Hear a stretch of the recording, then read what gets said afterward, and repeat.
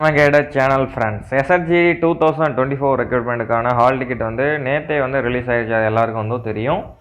இதில் டெக்னிக்கல் இஷ்யூஸ்னால ஒரு சில பேர் வந்து அட்மிட் கார்டு வந்து டவுன்லோட் பண்ணியிருப்பீங்க, ஒரு சில பேரால் வந்து பண்ண முடியாமல் இருக்கும். ஏன் அப்படின்னு என்ன ரீசன் அப்படின்னு சொல்ல போகிறோம். இந்த வீடியோவில் வந்து டாக்குமெண்டேஷன் நம்ம போகும்போது ஃபிசிக்கல் அண்ட் மெடிக்கலுக்கு என்னென்ன டாக்குமெண்ட் எடுத்துகிட்டு போகணும் அப்படின்னு சொல்லிட்டு வந்து தெளிவாக வந்து சொல்ல போகிறோம். சப்போஸ் உங்களுக்கு வந்து நேம் அல்லது மிஸ் மேட்சாக இருக்குது உங்கள் ஃபாதர் நேம், அதுக்கு என்ன பண்ணணும், அஃபிடவிட்னு ஒரு சொல்யூஷன் இருக்குது. அதை நீங்கள் வாங்கிட்டு போயிட்டால் அந்த தப்பிச்சுக்கலாம். அதே மாதிரி வந்து என்னென்ன ஏரியாவுக்கு எப்படி போகணும், பஸ் ரூட் முதற்கொண்டு நம்ம வீடியோவில் வந்து சேனலில் வந்து போடலாம்னு சொல்லியிருக்கோம். 2 சென்டர் தான் வந்து உங்களுக்கு வந்து எக்ஸாம் வந்து நடக்க போகுது, physical and medical. Chennai Avadi, இன்னொன்று வந்து ஆர்டிசி சிவகங்கை.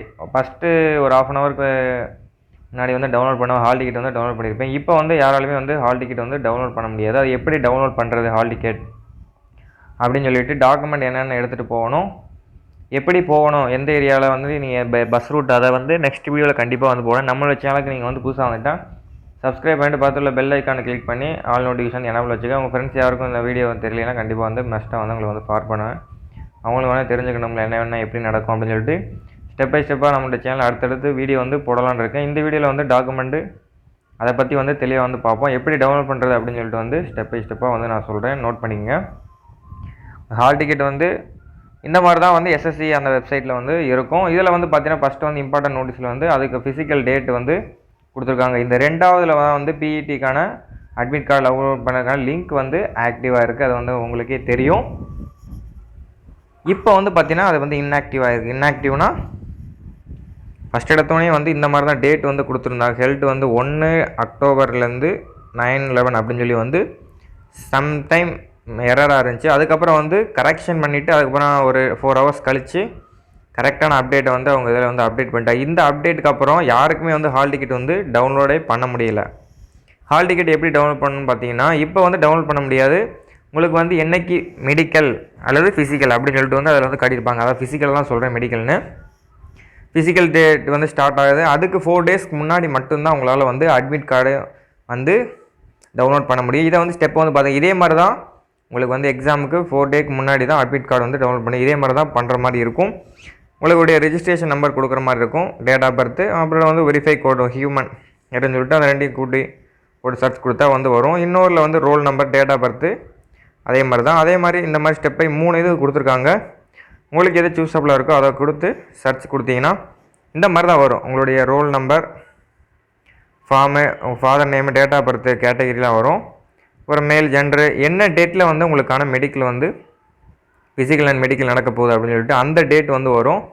எப்போ ரிப்போர்ட் பண்ணணும், டைமிங், பிளேஸ் மட்டும் தான் ஃப்ரெண்ட்ஸ் என்னென்னு வந்து சொல்ல. உங்களுக்கு வந்து சென்னையா ஆவடியா இது வந்து மட்டும் சொல்லியிருந்தால் நல்லா இருந்திருக்கும். ஏன்னா வந்து முன்னாடியே உங்களுடைய அரேஞ்ச்மெண்ட்ஸ்லாம், ஏன்னா சென்னைக்கு வந்து என்ன ரொம்ப தீபாவளி டைம்னால கொஞ்சம் வந்து ரொம்பவுமே வந்து போகிறதுக்கு வந்து கஷ்டமாக இருக்கும். ஒரு சில பேருக்கு வந்து தெரிஞ்சவங்க இப்போயே வந்து டிக்கெட் வந்து ஒரு சில நேரம் புக் பண்ணிடலாம். ஏன்னா வந்து ஒரு சில நேரம் அந்த மாற்றுறதுக்கு அதிகமான சான்சஸ் வந்து இருக்காது. நான் சொல்கிறது அட்மிட் கார்டு டவுன்லோட் பண்ணி பிளேஸை வந்து கன்ஃபார்ம் பண்ணவங்கள சொல்கிறேன். கன்ஃபார்ம் பண்ணவங்க கொஞ்சம் கஷ்டம்தான்.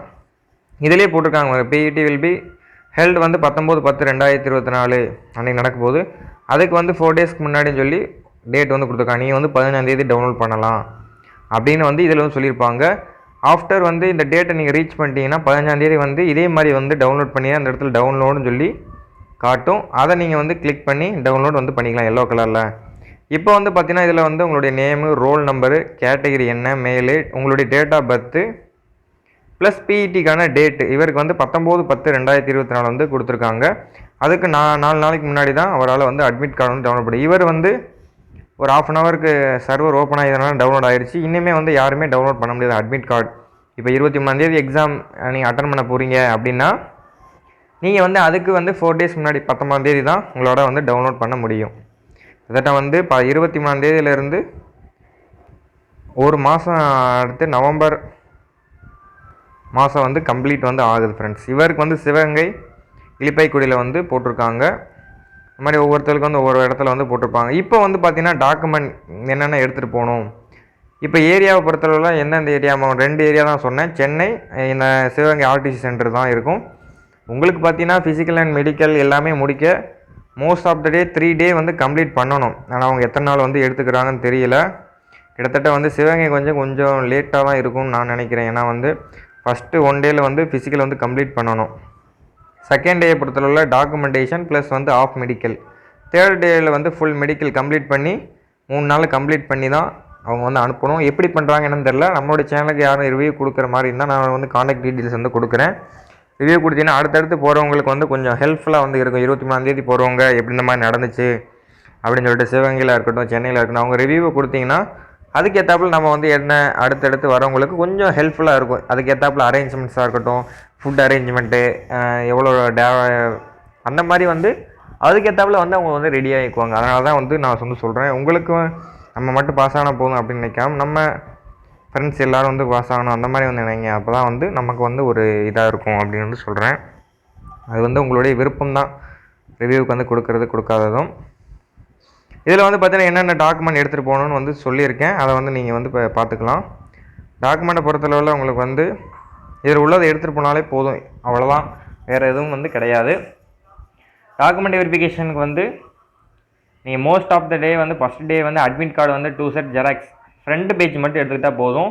எக்ஸ்ட்ரா வந்து 2 பேஜ் இருக்கும், அது வந்து தேவை கிடையாது. பிளாக் அண்ட் ஒயிட் இருந்தாலும் ஓகே தான், கலர் ஜெராக்ஸ் எடுத்தாலும் ஓகே தான். அதில் எந்த ஒரு கிடையாது. 2 எடுத்து வச்சுக்கோங்க மோஸ்ட்லாம் வந்து. ஏன்னா வந்து ஃபிசிக்கல் தனியாக கூட கேட்கலாம், மெடிக்கலில் தனியாக கூட கேட்கலாம். அதனால தான் 2 கேட்குறேன்.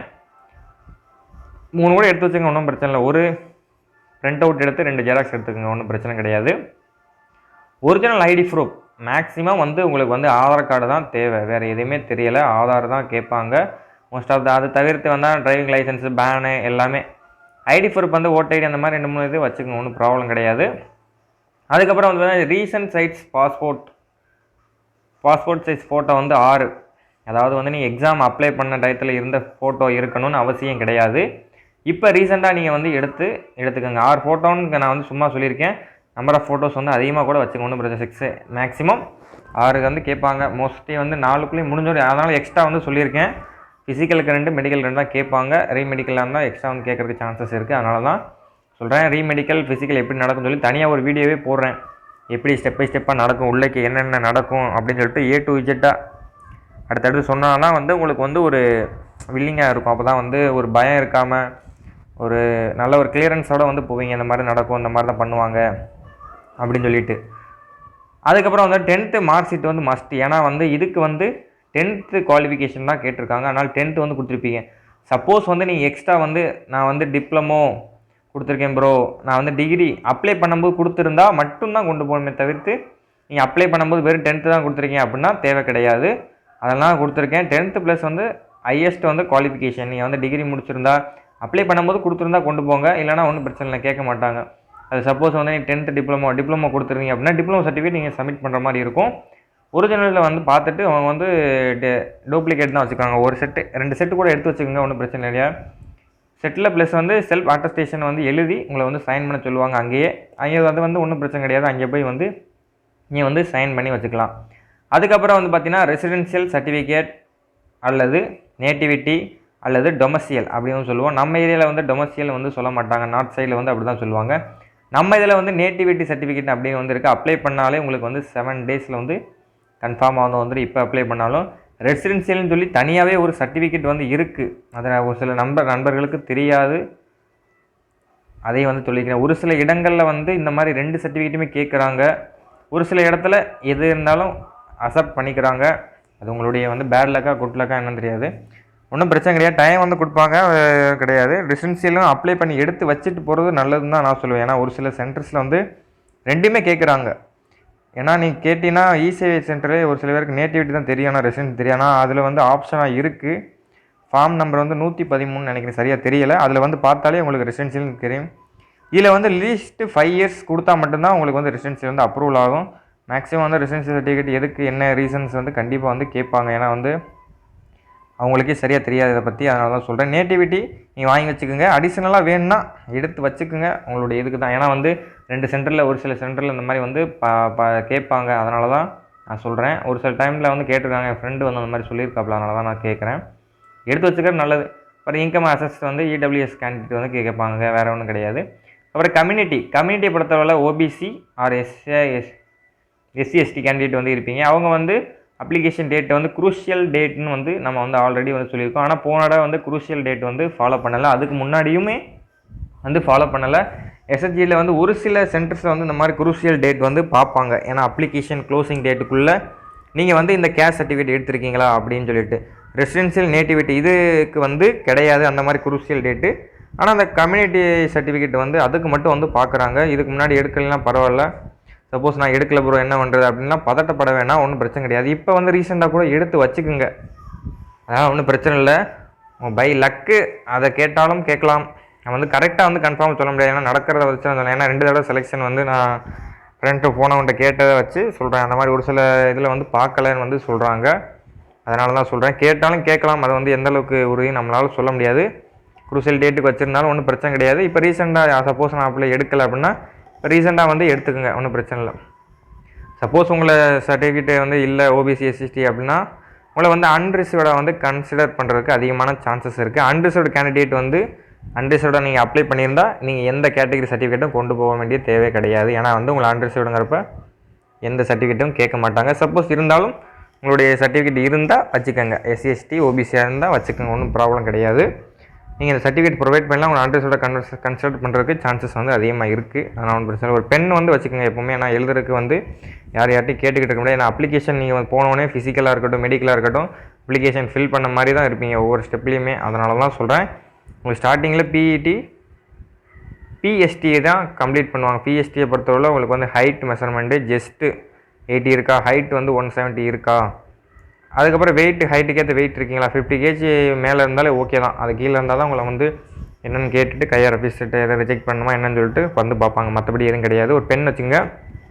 அதுக்கப்புறம் என்சிசி சர்டிஃபிகேட்டுக்கு வந்து கன்ஃபார்மாக வந்து கேட்பாங்க. ஏன்னா என்சிசி ஹோல்டர் வந்து கன்ஃபார்ம் வந்து சர்டிஃபிகேட் வந்து நீங்கள் வந்து கொடுத்தே ஆகணும். அதான் வந்து உங்களுக்கு வந்து அடிச்சலாம் மார்க் போனஸ் மார்க்லாம் இருக்கிறனால நீங்கள் வந்து கன்ஃபார்ம் என்னச்சுன்னா கொடுத்தாகணும். அதுக்கப்புறம் மிஸ்மேட்ச் கேண்டிடேட் என்ன பண்ணணும், சப்போஸ் உங்களுடைய நேம் மிஸ்மேட்ச் ஆகிடுச்சு இருக்குது எனக்கு அப்படின்னா எல்லாத்துலேயுமே நேம் கரெக்டாக இருக்கா அப்படின்னு வந்து பார்த்தீங்க. இப்போ உதாரணத்துக்கு உங்களுடைய நேம் வந்து 10th மார்க் ஷீட்டை பொறுத்தளவில் கவர்மெண்ட் நாம்ஸில் வந்து இந்த மாதிரி தான் இருக்கும். பேர் வந்து இப்போ ஒரு கரண் இருக்குதுன்னு வச்சுக்கோங்க. கரண் அவருடைய இனிஷியல் வந்து பின்னா இந்த மாதிரி தான் 10th மார்க் ஷீட்டில் இருக்கும். அவருடைய ஆதார் கார்டில் வந்து ஒரு டிஃப்ரெண்ட், ஏன்னா ஐடி ப்ரூஃப் வந்து கண்டிப்பாக வந்து கேட்பாங்கல்ல, ஆதார் கார்டுமே கரெக்டாக இருக்கணும். அவர் ஆதார் கார்டில் கூட இனிஷியல் வந்து முன்னாடி இருக்கலாம், பி கரண் அப்படின்னு சொல்லி இருக்கலாம். இனிஷியல் வந்து கேப்டு சும்மால அதில் பேர் இல்லை, இனிஷியல் இருக்கிறது தான் மேட்ரு. இப்போ சப்போஸ் உங்களுடைய கம்யூனிட்டி சர்டிஃபிகேட்டில் வெறும் கரண் கூட இருக்கலாம், இந்த மாதிரி இருக்கலாம். அந்த மாதிரி இருந்தால் நீங்கள் வந்து அஃபிடவிட் வந்து வாங்கிட்டு போகணும். என்னுடைய ஆதார் கார்டில் இந்த மாதிரி பேர் இருக்குது கரண் சொல்லிட்டு அப்படின்னு சொல்லிட்டு வாங்கிட்டு போகணும். என்னுடைய 10th மார்க் ஷீட்டில் இப்படி இருக்குது, இது 3மே ஒன்று தான் அப்படின்னு சொல்லிட்டு ஒரு உறுதிமொழி மாதிரி ஒரு 20 ரூபா பத்திரம் இருக்கும். அதில் நீங்கள் எழுதி அஃபிடவிட் எழுதி, அதாவது டைப் பண்ணணும். எழுதுனா பேனா வச்சு எழுதக்கூடாது, டைப் பண்ணி உறுதிமொழி இது பண்ணி அவர்கிட்ட வந்து ஒரு லாயர்கிட்ட நீங்கள் வந்து சைன் பண்ணி எடுத்துகிட்டு போனால் உங்களுக்கு வந்து பெட்டராக இருக்கும். அங்கே போயிட்டு வந்து இந்த மாதிரி மிஸ்மேட்ச் ஒரு சில இடங்களில் அக்யூரேட்டாக வந்து பார்க்குறாங்க, ஒரு சில இடத்துல வந்து கொஞ்சம் ஒன்றும் பிரச்சனை கிடையாது. இந்த மாதிரி இதை வந்து ஒமிட் பண்ணிடுறாங்க, ஒன்றும் ப்ராப்ளம் இல்லை. அதனால் வந்து இந்த எல்லா சர்டிஃபிகேட்டுமே ஐடி ப்ரூஃபாக இருக்கட்டும், ஐடி ப்ரூஃப்லேயும் ஒரு சில பேருக்கு மிஸ்டேக் இருக்கும். 10th மார்க் ஷீட்டில் எப்படி இருக்கோ ஸ்பேர் த ரூல் வந்து அதே மாதிரி தான் இருக்கும். 10th மார்க் ஷீட்டில் எல்லாருக்குமே நேமு ப்ளஸ் அதுக்கப்புறம் தான் உங்களுடைய இதே இருக்கும். அந்த மாதிரி தான் எல்லா ஐடி ப்ரூஃப்லையும் இருக்கிற மாதிரி பார்த்துங்க. உங்களுடைய ஆதார் கார்டாக இருக்கட்டும், உங்களுடைய community certificate, residential certificate, NCC எல்லாத்துலேயுமே ஒரே தான் இருக்கிற மாதிரி பார்த்துங்க. அப்புறம் சப்போஸ் இல்லைன்னா நீங்கள் அஃபிடவிட் எடுத்துகிட்டு போகிறது நல்லது. ஏன்னா அங்கே போய்ட்டு அலையிறதுக்கு சான்ஸ் கிடையாது உங்களால். ஆர்மியில் தான் இந்த மாதிரி ரொம்ப இது பண்ணுவாங்க. இதில் வந்து கொஞ்சம் லிபரலாக தான் இருப்பாங்க. அஃபிடவிட் எடுத்துகிட்டு போயிட்டால் நீங்கள் அதுக்கேற்றாப்புல இது பண்ண. சப்போஸ் உங்கள் ஃபாதர் நேமும் கரெக்டாக இருக்கான்னு வந்து நீங்கள் வந்து நோட் பண்ணிக்கணும். ஏன்னா ஃபாதர் நேமும் ஒரு சில நேரங்கள் வந்து பார்ப்பாங்க. உங்களுடைய மதர் ப்ரூஃபுக்கு ஒரு சில நேரங்களில் நான் போன டயத்தில் வந்து எப்படின்னா உங்களுடைய பர்த் சர்டிஃபிகேட் வந்து கேட்டாங்க, மதருடைய அந்த ப்ரூஃப்காண்டி. அதை சொல்லணும்ல, நான் வந்து கேட்டாங்க. ஆனால் சென்னையில் சிவகங்கையில் அந்த டயத்தில் வந்து கேட்கல. அந்த மாதிரி ஒரு சென்டரில் கேட்குறாங்க, ஒரு சென்டரில் கேட்கல. அந்த மாதிரி வந்து அதனால் வந்து நீங்கள் பர்த் சர்டிஃபிகேட்டும் இருந்தால் எடுத்துக்கோங்க, இல்லைனா ரேஷன் கார்டு இருந்தாலும் எடுத்துங்க. பை மதரோடைய அந்த இதுக்காண்டி வெரிஃபிகேஷன் கிளாரிஃபிகேஷனுக்காண்டி தான்.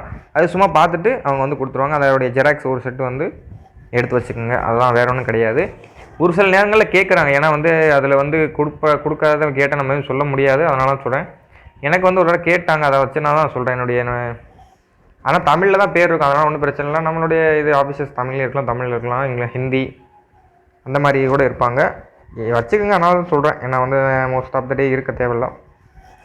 அதுக்கப்புறம் வித் ஹெல்த் கேண்டிடேட் இதை பற்றி தனியாக ஒரு வீடியோவே வந்து போட்டிருக்கேன். லெஃப்ட் ஹேண்டை வந்து கிளியராக நீட்டாக வச்சுக்கணும். அந்த லெஃப்ட் பிங்கர் நம்முடைய தம்ப் இருக்குல்ல, அதை கரெக்டாக ஏன் வச்சுருக்கணும்னு வந்து சொல்கிறேன்னா, இந்த மாதிரி இஷ்யூஸ் வந்து ஃபேஸ் பண்ணீங்க, உங்களுக்கு ஃபிங்கர் பிரிண்ட் ரீட் ஆகலை அப்படின்னா நீங்கள் வந்து வேலைக்கு வந்து எல்லா கிளியரன்ஸ் வாங்கிட்டாலுமே உங்களால் வந்து வேலைக்கு போக முடியாது.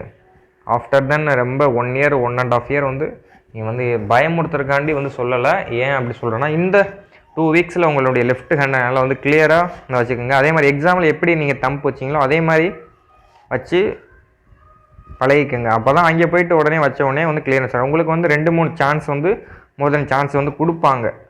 சப்போஸ் அப்பயும் ரீட் ஆகலை அப்படின்னா உங்களுக்கு வந்து உங்களுடைய தம்பு எல்லாருடைய தம்பு எடுத்து இது பண்ணி கம்ப்ளீட் பண்ணுவாங்க. ப்ராசஸ் வந்து இதாகும். நீங்கள் ரிசல்ட்ஸில் வந்து பாஸ் ஆனாலுமே உங்களுக்கு வந்து டிலே ஆகும். பேக்ரவுண்ட் வெரிஃபிகேஷன் முடிச்சுட்டு உங்களுடைய ஹேண்ட் ரைட்டு, சிக்னேச்சர், ஃபோட்டோ, உங்களுடைய டோசியர்னால் அந்த தம்பு சொன்னால அதான் டோசியர்னு வந்து சொல்லுவாங்க. இதெல்லாம் வெரிஃபிகேஷன் அவங்களுடைய இப்போ சிஎஃப்எஸ்எல், என்சிபிஆர், நேஷனல் கிரைம் ரெக்கார்டு இதெல்லாம் வந்து கிளியரன்ஸ் வாங்கிட்டு வர்றதுக்கு 1 இயர் 1.5 இயர் வந்து கம்ப்ளீட் ஆயிரும். ஆஃப்டர் 2018 போட்டவங்களுக்கே போன வருஷம் செப்டம்பர் மாதம் தான் ஜாயினிங் போட்டாங்க, அதை எஸ்எஸ்பி அப்படின்னு சொல்லிட்டு ஒரு டிபார்ட்மெண்ட்டுக்கு. அதனால் இந்த விஷயத்தில் வந்து கிளியராக இருக்கணும். அதனால தான் வித் ஹெல்ட்டுங்கிற ஒரு இதை வந்து இந்த இடத்துல வந்து நான் சொல்கிறதுக்கு முழு ரீசன் வந்து இதான். உங்களுக்கு வந்து ஃபிசிக்கல் ஸ்டார்டிங்லேயும் வந்து ஃபிங்கர் வந்து வச்சுட்டு தான் நீங்கள் உள்ளேக்கு போவீங்க. மெடிக்கல்லையுமே டிஎம்இயில் அதாவது டாக்குமெண்டேஷன் நடக்கும்ல, அடுத்த நாளுமே ஃபிங்கர் தான் வைப்பீங்க. சப்போஸ் ரீமெடிக்கல் விழுகுது அப்படின்னாலும் நீங்கள் வந்து ஃபிங்கர் தான் வைப்பீங்க. அதனால தான் சொல்கிறேன், லெஃப்ட் ஃபிங்கர் எந்தளவுக்கு நீட்டாக அதில் எது டேமேஜ் ஆகாமல் தொழிலி உறிஞ்சிருக்கா அப்படின்னு வந்து பார்த்துட்டு அதுக்கேற்றாலும் கரெக்ட் பண்ணிக்கோங்க. அதான் வந்து நல்லது. இல்லைனா வந்து நீங்கள் வேலை வாங்கியுமே கட் ஆஃப் கிளியர் பண்ணாலுமே உங்களுக்கு வந்து வேலைக்கு போகிறதுக்கு 1 வருஷம் 1.5 வருஷம் ஆகும். ஏன்னா இந்த மாதிரி கேண்டிடேட் வந்து நிறைய பேர் இருக்காங்க. 2023 வந்து செலக்ட் ஆகி போனவங்க, அதாவது வந்து ஆகஸ்ட் மாதம் 20ஆம் போனவங்க இன்னுமே வேலைக்கு வந்து போகாமல் இருக்காங்க. அதில் வந்து சிஎஸ்எஃப் மட்டும்தான் கூப்பிட்ருக்காங்க, மற்ற டிபார்ட்மெண்ட்டுக்கு வந்து கூப்பிடல. நம்ம தமிழ்நாடுலே கிட்டத்தட்ட ஒரு 500 பேர், அதுவும் மெயினாக அந்த சிவகங்கை ஆர்டிசி அந்த சென்டரில் தான். அதனால தான் கொஞ்சம் கிளியரன்ஸ் ஆகும். ஃபஸ்ட்டு 2 டேஸ் தான் இந்த இஷ்யூ வந்து ரொம்பவுமே இருந்துச்சு. ஆனால் பயப்பட வேணாம், உங்களுக்கு வந்து கரெக்டாக நடக்கணும் அப்படின்னா இருந்தால் கண்டிப்பாக நடக்கும். அதனால் பயப்பட தேவையில்லை. நீட்டாக போங்க, கரெக்டாக இதை ஃபிசிக்கல் எல்லாம் அட்டன் பண்ணுங்கள். அடுத்தடுத்த வீடியோவில் உங்களுக்கு வந்து நான் கிளியராக சொல்கிறேன். இந்த வீடியோ டாக்குமெண்ட்டு எப்படி அட்மிட் கார்டு டவுன்லோட் பண்ணது, அஃபிடவிட் எப்படி எடுக்கணும்னு சொன்னேன். நெக்ஸ்ட் வீடியோவில் கண்டிப்பாக வந்து நான் வந்து பஸ் ரூட்டு எங்கே ஸ்டே பண்ணலாம், ஃபுட்டுலாம் எப்படி இது பண்ணுறது, ஏன்னா வந்து 3 நாள் 4 நாள் தங்குற மாதிரி இருக்கும். ஏன்னா வந்து சிவகங்கையில் வந்து கொஞ்சம் வந்து அந்த இடத்துல கொஞ்சம் பற்றாக்குறை வசதி வந்து ரொம்பவும் கம்மியாக தான் இருக்கும். ஏன்னா அது வந்து கிராமம். இதுவே குரூப் சென்டர் ஆவடிலாம் சிட்டினால கொஞ்சம் அந்த இடத்துல அதுவுமே சிட்டி அவுட்ரு தான், கொஞ்சம் ஹோட்டல்ஸ்லாம் இருக்கும். அதை பற்றியும் வந்து நான் டீட்டெயிலாக வந்து உங்களுக்கு எக்ஸ்பிளைன் பண்ணுறேன். என்னென்ன பொருள்கள்லாம் எடுத்துகிட்டு போய்க்குங்க அப்படின்னு சொல்லிட்டு வந்து கேரி பண்ணிட்டு போங்க அப்படின்னு சொல்லி தனியாக வந்து ஒரு வீடியோவே நான் வந்து கண்டிப்பாக வந்து உங்களுக்கு சொல்கிறேன். ஷூலாம் வந்து எடுத்துகிட்டு போயிருங்க. ஏன்னா ரோட்டில் தான் நீங்கள் ஓடுற மாதிரி இருக்கும். ஆல்ரெடி நீங்கள் ஓடி பழகிருப்பீங்க. உங்களுக்கு அட்மிட் கார்டு வரலன்னு நீங்கள் வந்து இது பண்ண வேணாம். ஏன்னா வந்து முன்னாடியே பிளேஸ் வந்து சொல்லியிருக்கலாம், மதுரையா சென்னையான்னு சொல்லியிருந்தா கூட நீங்கள் வந்து டிக்கெட் வந்து புக் பண்ணி வச்சுருக்கலாம். நான் சென்னைக்கெலாம் வந்து நார்மலாக வந்து போயிட்டு டக்குன்னு வர முடியாது. ட்ரெயினில் வந்து ஏன்னா பஸ் ஃபேர் வந்து கூட தான் வரும், எல்லாருக்குமே தெரியும். ஒன்றும் பிரச்சனை இல்லை, வந்து பார்த்துக்குவோம். நீங்கள் நல்லா பண்ணுங்கள், நல்லா டைமிங்லாம் நல்லா இன்க்ளூட் பண்ணியிருப்பீங்க. நல்லா பண்ணுங்கள், ஒன்றும் பிரச்சனை இல்லை. அடுத்தடுத்த வீடியோவில் வந்து கண்டிப்பாக என்னென்ன இது பண்ணணும் அப்படின்னு சொல்லிட்டு தெளிவாக வந்து உங்களுக்கு சொல்கிறேன். நீங்கள் டாக்குமெண்டேஷனை வந்து கண்டிப்பாக எடுத்து வச்சுக்கோங்க. எல்லா டாக்குமெண்ட்டுமே உங்களை வந்து எந்த மிஸ்டேக் ஆனாலும் உங்களுக்கு வந்து டைம் கொடுப்பாங்க. இருந்தாலும் நீங்கள் வந்து அசால்ட்டாக வந்து போகக்கூடாதுன்னு தான் என்னுடைய சஜஷன். கரெக்டாக போகணுங்க. கண்டிப்பாக வந்து பிஎஸ்டியை முடிங்க. அப்புறம் பிஇடி 5 கிலோமீட்டரு 1500 மீட்ரு 8 நிமிஷம் கம்ப்ளீட் பண்ணுங்கள். நெக்ஸ்ட் டே டாக்குமெண்டேஷன், அடுத்த நாள் வந்து ஃபுல் மெடிக்கலை கம்ப்ளீட் பண்ணுங்கள். வந்துக்கிட்டே இருங்க. சப்போஸ் ரீமெடிக்கல் போட்டாலும் அடுத்த நாள் அங்கேயே கிளியர் பண்ணி முடிச்சுருவாங்க மோஸ்ட்லி. மெடிக்கலை பற்றியும் தனியாக வந்து வீடியோ வந்து போடுறேன். டாக்குமெண்டேஷன் வந்து கொடுத்தாச்சு. மெடிக்கலை பற்றி எதுவும் டவுட் இருக்குது அப்படின்னா கமெண்டில் கேளுங்க, நான் வந்து கண்டிப்பாக வந்து உங்களுக்கு சொல்கிறேன். Okay friends, thank you for in this video. அடுத்த வீடியோவில் எப்படி சென்டரில் போகணும், எப்படி இருக்கும் அப்படின்னு சொல்லிட்டு தெளிவாக வந்து சொல்கிறேன் உங்களுக்கு.